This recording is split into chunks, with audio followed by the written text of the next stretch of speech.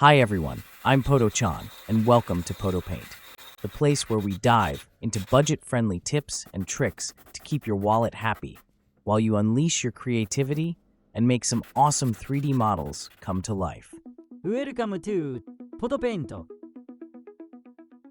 In this video, we're diving into all the extras you need to enhance your artistic adventure. We'll hunt for the best deals across different platforms so you can elevate your 3D model painting skills to a whole new level. These items are not strictly essential, but good to have. The first is ethanol. Ethanol is perfect for that final clean of your brushes. You can certainly do without it, but it helps keep your brushes in good shape. Some people swear by isopropyl alcohol, but in all honesty, isopropyl alcohol is toxic. It smells really bad and you need proper ventilation. For those of us in Australia, we're a little out of luck. Ethanol is expensive. That's why I brought my own. For a little under 5,000 yen in Japan, I can get about 14 liters of 75% pure food-grade ethanol. In the US and other places, you can get denatured ethyl alcohol, which is an industrial chemical not that much different from isopropyl alcohol. It also most likely contains a little methanol, which is also toxic. So if you have access to cheap organic ethanol, use that. It will save you a lot of headaches, literally. If you're like me and want to stay away from headaches and chemicals, any product that says denatured in the description or on the label will be toxic. The phrase ethyl alcohol usually means the alcohol has been modified. You need to search for something that is food grade, or what is even better, organic. If you find something that is 190 proof or 90% pure, you can dilute it down to 75%.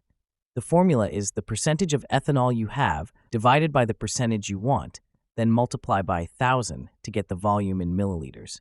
So if you have 1,000 milliliters of 90% pure ethanol, you need 200 milliliters of water to make 75% ethanol. I personally prefer distilled water for my dilutions, but you can use tap water if you wish.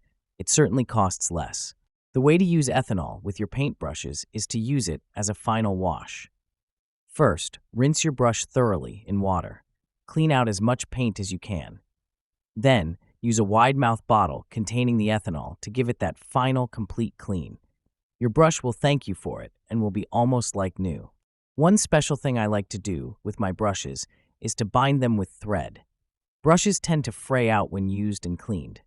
By taking some thread and binding the brush hairs will help your brushes keep their original shape and stop them from fraying or curling. You need some thread and some tape. A little bit of tape. That's more like it. Start by fixing one end of the thread to the handle of the brush closer to the brush fibers. Tightly wind the thread around the metal part until you come to the brush hairs. Then gently wind the thread upwards around the hairs as closely to each wind as you can. Get the thread as close to the tip as you can without having it all unravel. Then, continue winding down again, and when you reach the metal part, make each wind tighter. Tape it off, then dip it once more in some clean water or your ethanol and leave it to dry.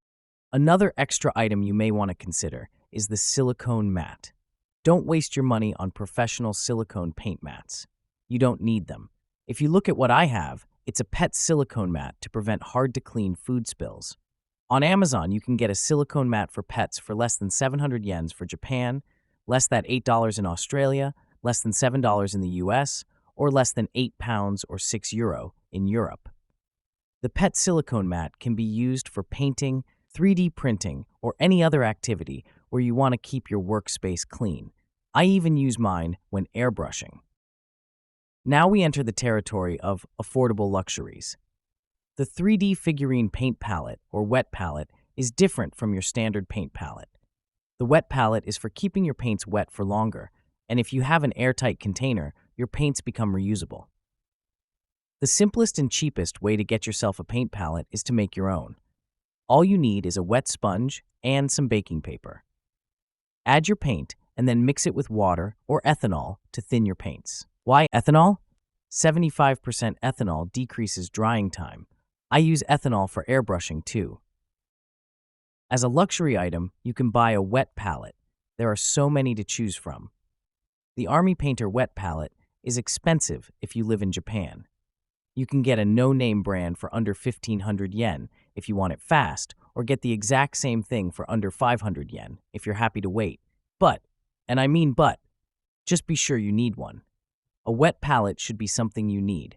I personally don't use one anymore. I paint straight from the bottle or airbrush thinned paints. I have not had a need for a wet palette since I got my airbrush. If you made it this far, thank you so much staying tuned until the end. All the items are available in the description below.